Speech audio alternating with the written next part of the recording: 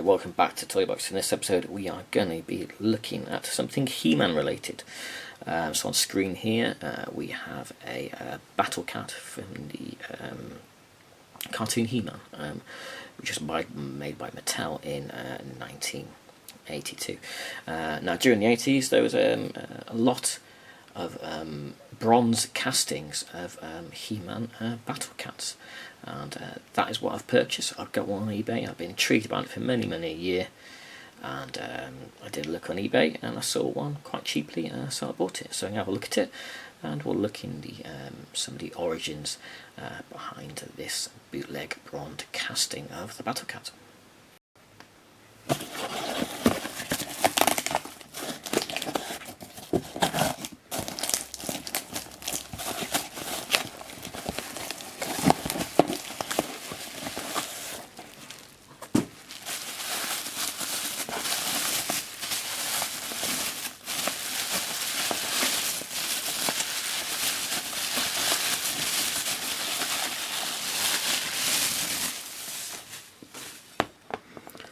And there it is, that's shiny, isn't it? Bronze battlecat.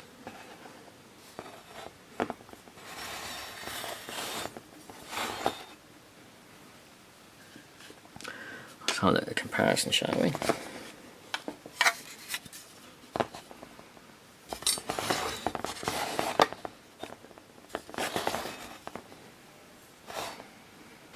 So there we go, side by side.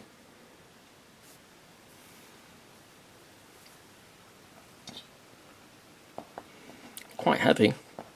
Okay, so to get a bit of history behind the brass battlecat, we first have to look at the Mattel battlecat itself and its origins. So first released in 1982 for the He-Man cartoon line. Now if you look underneath its leg, right at the top, it has a date stamp.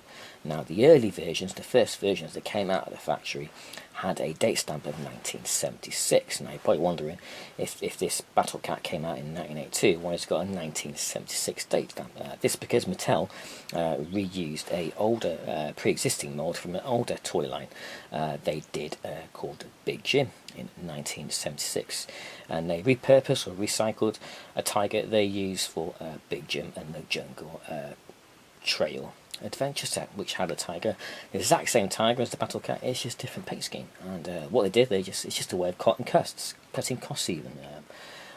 Perfect logical thing to do.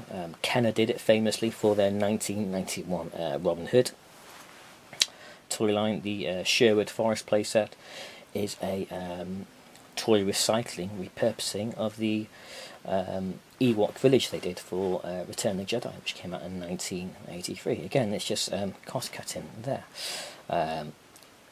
Mattel also used the same mold, the same tiger for their 1978 toy line of Tarzan. They used it as the black jungle cat from the Tarzan toy line.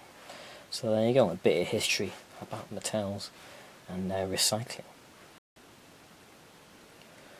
Okay, so what I researched, there was no evidence of this brass tiger being out prior to 1970. Mass produced in the mid 70s up into the early 90s in South America and Asia. So it's safe to presume it has been cast off the Big Jim tiger in 1976. It's been cast again and again and again. There's multiple copies of this all across the world and in people's homes, and it's a very popular decorative item in the 80s. So there you go. There's the history of the brass battlecat. So if you're interested in getting one of these bootleg Mattel cats, when you go on eBay, don't type in brass battlecat. Just type in brass tiger.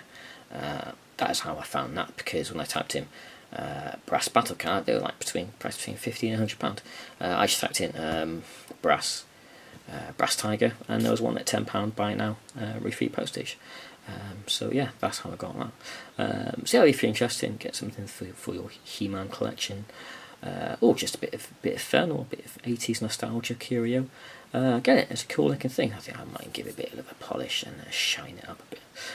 So I hope you found this video interesting in the origins of the bootleg brass battlecat, click the like button, subscribe to the channel, and I'll see you in another video. Thanks for watching. Bye bye. Well, it would be rude not to, wouldn't it?